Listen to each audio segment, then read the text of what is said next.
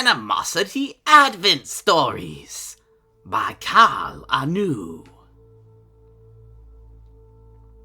Hish was far down under the disk, which made the fog over Lake Bykaal even more numbingly cold. The small boat moved through it with the inevitable will of the one who held its guide pole, and it pierced the glass calm one slow, even push at a time, pushing closer and closer to the coalescing amethyst patterns as something new that was forming, or something old that was changing. He was drawn to this spot, in this moment, to bear witness to what was coming to be. No thought nor feeling beyond the dour furrow of concentration as he felt the realm of Shyish shift in that subtle but profound way. It was inevitable that this would happen, but how it would come to be was another matter entirely. He pulled up the pole with one last push to set his skiff drift that last measure as it approached the point he desired to be. Waiting for the swirling hypnotic patterns to finish forming, and in that moment before it came to be, he reached his hand into that icy chill of that water with an even more cold grip.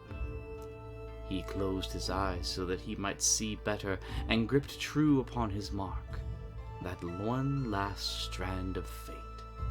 With great care, he diverted its course ever so slightly, and the amethyst swirl took a new strand of color into its pattern, and then another, and another, until at last the kaleidoscope of power brimmed with new energy, but to that same eternal purpose. The furrowed brow changed slightly in what might be generously called a softening of an expression long set in the full weight of purpose amidst the soul-crushing hardship. In so long as it lasted before the burden of duty once more exerted its weight upon his brow. He waited then, as the new form took its final shape and settled into the new pattern, watching it with the long gaze of a master at his craft, before he nodded that simple one nod. It was done.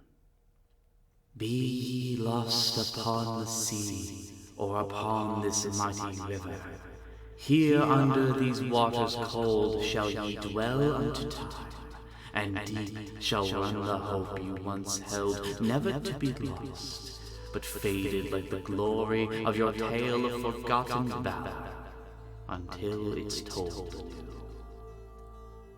The ancient words spoken from a time before, now remembered in the time that was to be. He opened his eyes and took up the long pole in his cold, numbed hands. It once more pierced the still, cold waters of Bykaal, and his small skiff was once more on its way along the ferryman's route, as if nothing had happened other than a weary old warden's pause to gather strength to endure the growing cold of the long night. The small watchtower was quiet, as the older trusted pair of Buliani militiamen stood vigil over Butcher's Bay.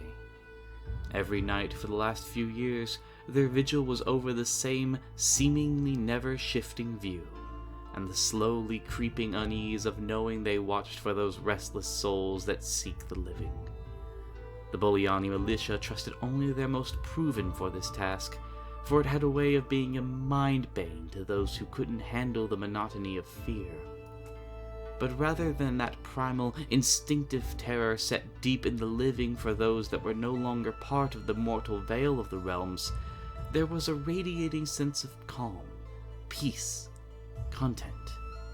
It was perhaps even more unnerving to the watchmen than anything they'd felt before on the lake, even if it meant the souls that joined the lake this night wouldn't ever rise to torment the living, for they had found their eternal rest and would only know peace until the end of times. At least, until that happens again.